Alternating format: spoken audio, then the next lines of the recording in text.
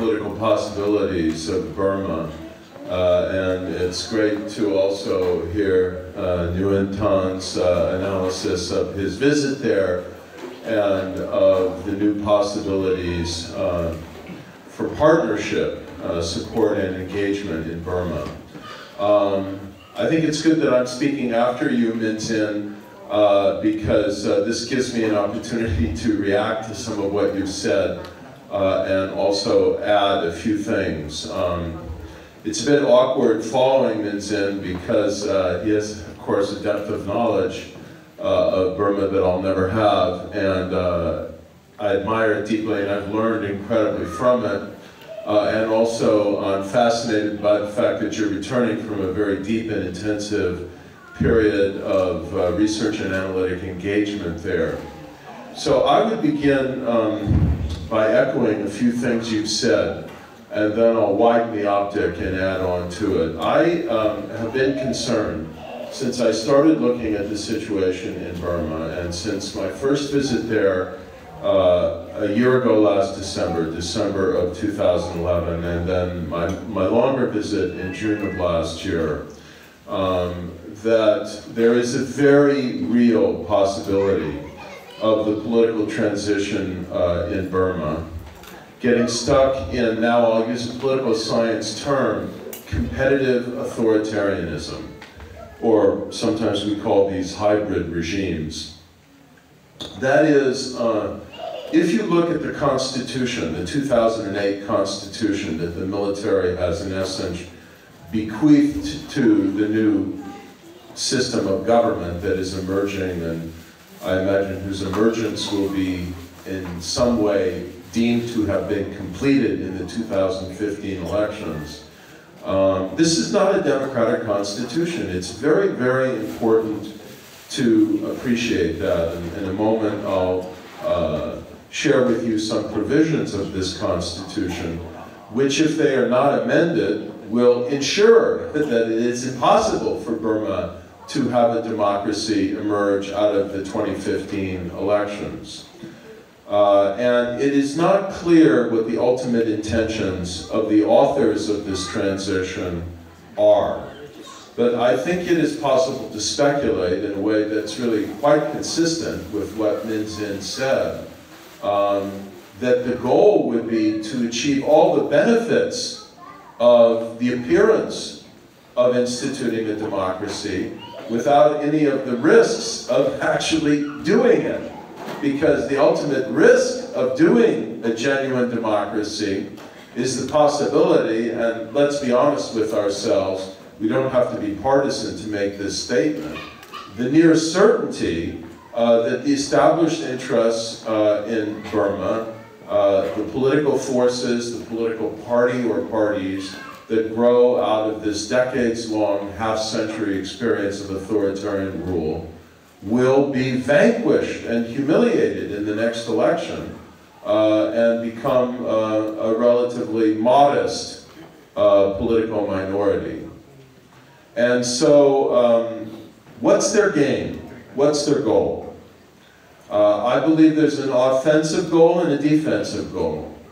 The offensive goal, the kind of aspirational goal, the acquisitive goal is, oh my God, there's an awful lot of wealth to continue to be accumulated, and in a variety of new ways as Burma opens up. We know we know how wealth, well, we know some of the ways that wealth has been accumulated in recent decades through the control of natural resource mining and logging and so on and so forth. I think it is reasonable to speculate, and it's been an important stream of the analysis, that some of the military interventions or ventures or oppressions of the minority peoples and states cannot be disentangled from the illicit pursuit of mining and logging wealth.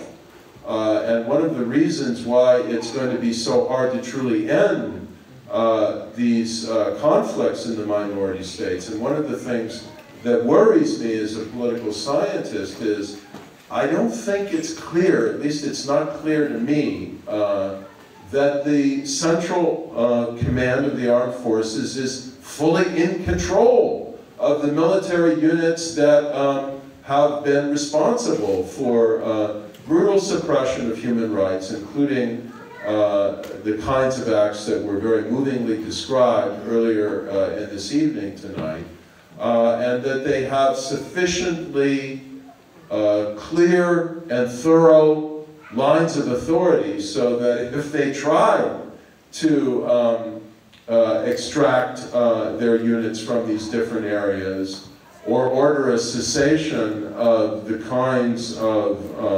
economic and human rights crimes that have been committed, that they could actually make this stick without some kind of much more thoroughgoing restructuring of the armed forces than they may even be prepared for. So there are many wild cards in the past and future structure of the armed forces and calculation of their interests that complicate this transition game extraordinarily. Then there is the future possibilities for semi-licit wealth through formation of, or kind of the, tapping on the shoulder of emerging entrepreneurs and saying, well, we're here, we want a piece of the action.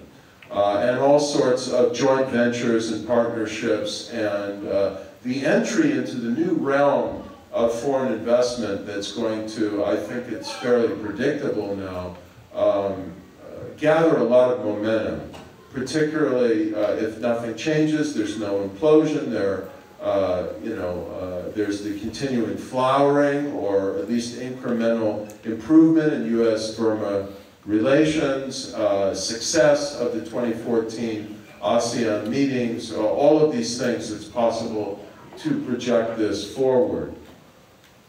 And the problem is that if nothing changes, I think your analysis in this regard, Minzin, is really, as the British would say, spot on. If nothing changes, you can have, in some ways, the worst of all worlds. And the worst of all worlds would be a kind of military blocking capacity in the political system because of the landmines and vetoes that they've implanted in this patently democratic constitution, as I'll explain in a moment, and yet a kind of a juggernaut or hegemonic political force in the contested elements of the political system, namely all of the open parliamentary seats that are open to democratic competition that will be contested in the 2015 elections.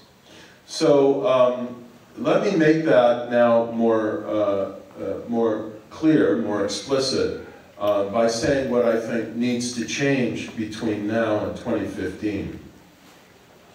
First of all, I'll endorse, and Minzin and I have talked a lot, so he knows what I have to say here. I'll endorse 2 points Minzin made that I think are just crucially important to the possibilities for Burma to emerge as a democracy through and after the 2015 national elections, and for Burma to finally achieve complete and comprehensive and organic peace so it can develop as a normal country. Let me begin with the latter.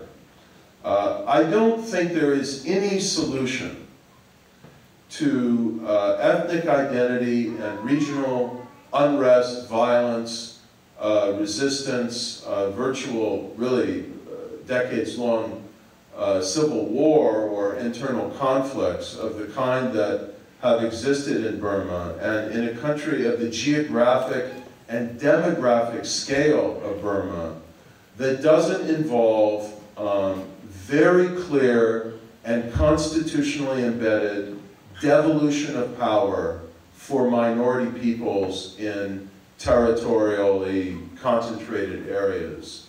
There's a word for this type of system in which power is devolved to lower levels of geographic authority, and those lower levels of authority have the constitutional ability to make laws for themselves, govern lots of issues that concern them, their own culture, their own language, their educational systems, the ability to raise taxes locally and spend them for the development of their state or community, the possibility to at least command some share of the natural resource wealth that emerges from their specific territory, and to have these grants of regional and local power be constitutionally guaranteed in a way that's very difficult to change. There's a word for this system. It's deeply familiar to us in the United States. It's called federalism. There is no way to settle Burma's tragic, decades-long running conflicts along ethnic, regional, and identity lines without making Burma a federal system. Personally, I mean, we know the history of the controversy over this in Burma. I think we know, or at least can surmise, the attitudes of the military leaders and now former military leaders, or pseudo-civilian leaders, or whatever you want to call them, in Burma. And I think, you know, to be generous, in some elements it's a sincere fear of the disintegration, quote unquote, of the country, and of course they have their own interests at stake as well. So we know they will resist a negotiated settlement that results in federalism. Personally, I don't think it's important, I would say this as a political scientist, whether the system is called federal or unitary. I'm not even sure, is there a word, federalism, in the Burmese language? Do you have a word for it? Okay. Well, whatever you call it, it's less important what you call it than what the Constitution actually amounts to. Because the military is not calling the system that they have put in place now through the 2008 Constitution pseudo-democratic rule, or military-dominated but in theory democratic rule. That's what it is. They're not going to call it that. They've gotten what they wanted. They don't need the name for it.